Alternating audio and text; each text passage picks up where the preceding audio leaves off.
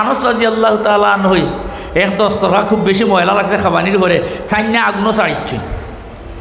হ্যাঁ আগুন মানে লগর যারা আসলা তারা কোনো বড় থাজ্জুব্বা কাপড় চুপড় এটা পরিষ্কার করতে হইলে পানি দিয়ে আর সাবান দিয়ে পরিষ্কার করুন। আর লোহার যদি জঙ্কাল লাগে তাহলে আগুন দিয়ে পরিষ্কার করুন। মাতো না কেন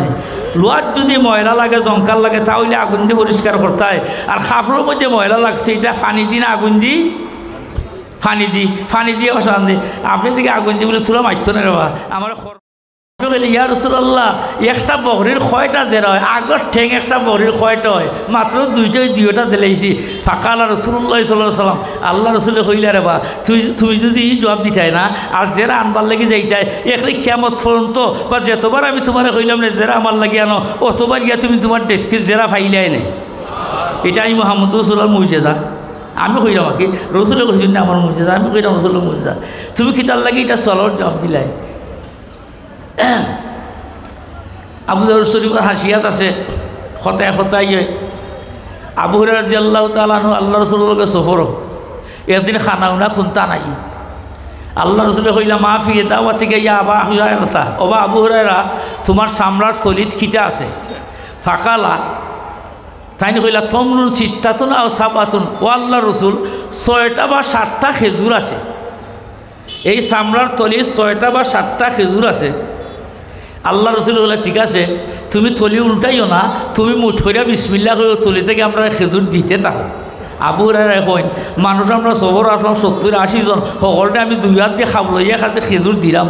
ওবা এ খাবলায় 6টা 7টা উঠেনি মাতো না 50-60টা উঠে দিলাম দেওয়ার পরে কয়েকবার আমি যে হলে ফেট পুরি খাইছি শেষ। এরপরে আল্লাহ রাসূলের যতদিন জীবিত আসলো অতদিন আমি ও তলি থেকে মানুষের খেজুর দিতাম এই খেজুর আর কোনোদিন কমতো না। আল্লাহ রাসূল ইন্তেকাল হইল আবু বকর রাদিয়াল্লাহু তাআলা খেলাফত আমল 3 বছর 4 মাস 6 দিন আবু বকর রাদিয়াল্লাহু তাআলা খেলাফত আমল 3 বছর 4 মাস 6 দিন আছিল। ও অতদিন পর্যন্ত আমি ও থলি থেকে 2 হাত দিয়ে কিতা মানুষের গাঠি বান্ধি যে তখন আমি ফারি অতদিন রমজান আইলে মানুষের নিয়ে ইফতারে দিতাম তা খেজুর দি বুঝাইছিনি যে কোনো গরিব আইলেও চাইতে আমি খেজুর হল দিতাম কারণ রসুলি থলির লাগে দোয়া করছো এটা কমতো নাই দিলাম। হযরত উমর রাদিয়াল্লাহু তাআলা খেলাফত আমল 12 বছর বছর খেজুর কয়টা আছিল বলো 6-7টা মনে আসেনি 6-7টা আমি ও 12 বছর পর্যন্ত এই থলি থেকে খালি খেজুর দিতেও থাকলাম খেজুর তো আর হবে না। হযরত উসমান রাদিয়াল্লাহু তাআলা খেলাফত আমলও আছিল 12 বছর তবে 6 বছরের পরে একদিন এক ঘটনা ঘটে গেছে আমি বাড়িতে আসলাম না সেগুলি আমার থলিটা উল্টাই লিছে ও বরকত গেছে কি আর এক জিনিস আবু হুরায়রা রাদিয়াল্লাহু তাআলা থেকে আছে